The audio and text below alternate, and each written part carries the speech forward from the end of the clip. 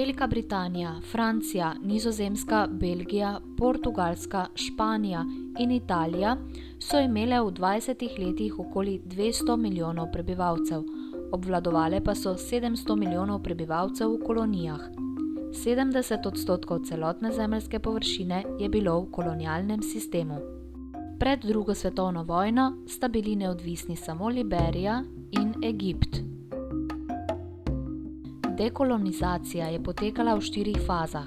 V prvi fazi, med letoma 1944 in 1949, so se osvobodile države z daljšo tradicijo upiranja. Med letoma 1950 in 1959 je bil proces počasnejši. Leto 1960 je pomenilo prelomnico in v naslednjih letih se je osamosvojilo največ držav. Britanci so kolonijam dopuščali osamosvojitev na miren način, nase pa so jih še naprej vezali politično in ekonomsko. V 70 letih 20. stoletja so bili v kolonialnem sistemu samo še 4% površine in 1% prebivalstva. Države so danes samostojne, dejansko pa jih obvladujejo velike sile, neokolonializem.